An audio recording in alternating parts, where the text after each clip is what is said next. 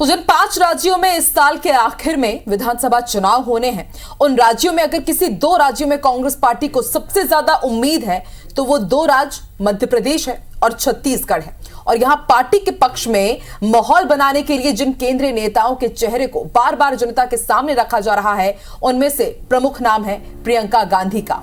तो कल मध्य प्रदेश की धार में, आज छत्तीसगढ़ के कांकेर में प्रियंका ने कांग्रेस के पक्ष में प्रचार किया। क्यों प्रियंका इन राज्यों में ज्यादा फोकस कर रही हैं, इस रिपोर्ट में समझते हैं।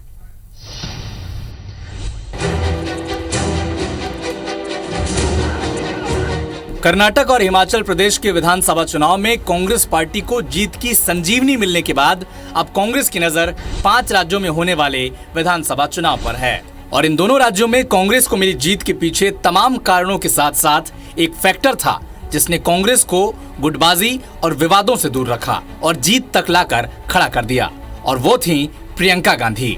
और अब जब 2023 के आखिरी में 5 राज्यों में चुनाव नजदीक हैं, तो इन 5 राज्यों में अपनी जीत को लेकर अगर कांग्रेस कहीं सबसे ज्यादा उम्मीद पाले हुए हैं तो वो है छत्तीसगढ़ और मध्य प्रदेश। और यही वजह है कि देर सबेर प्रियंका इन दोनों राज्यों के राजनीतिक समीकरण और हालात पर लगातार अपडेट ले रही हैं, रैली और जनसभा भी कर रही हैं। इसी के तहत 2 दिन में प्रियंका गांधी एमपी और छत्तीसगढ़ के 2 अलग अलग जगहों पर रहीं। कल मालवा निमाड़ इलाके के धार में प्रियंका पहुंची और शिवराज सरकार को भ्रष्ट बताते हुए मोदी सरकार को जमकर कोसा। जनता से जुड़े मुद्दे उठाए, मसलन पुरानी पेंशन का मुद्दा, युवाओं के रोजगार का मसला। डॉक्टर के पद खाली हैं, नौजवान बच्चे बेरोजगार हैं। इधर आज छत्तीसगढ़ के कांकेर में महिला सम्मेलन में शामिल होकर भूपेश सरकार के पक्ष में माहौल बनाया। चुनाव आया तो घोषणाएं शुरू, चुनाव आया तो मोदी जी हर 2 दिन यहाँ आकर कोई उद्घाटन कर रहे हैं।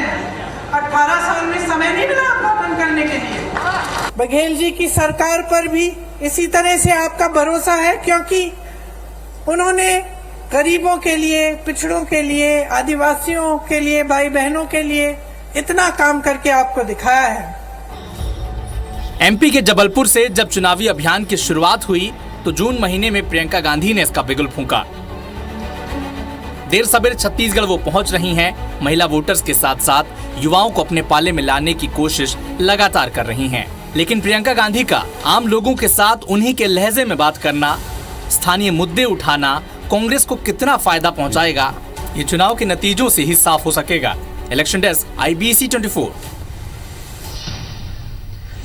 तो ये स्पष्ट हो गया है हितेश जी कि मध्य प्रदेश हो या फिर छत्तीसगढ़, इन दोनों ही राज्यों के चुनाव को साधने के लिए कांग्रेस ने जिम्मेदारी प्रियंका गांधी को सौंप रखी। हालांकि उत्तर प्रदेश की भी उन्हें सौंपी गई थी, वहां पर कांग्रेस के पक्ष में वो माहौल नहीं बना पाई थी और इसको लेकर के बीजेपी निशाना साधती है। हालांकि राजनीतिक समीकरण काफी अलग है दोनों ही राज्यों के, तीनों ही राज्यों को। देखते हैं उसका कितना असर होगा।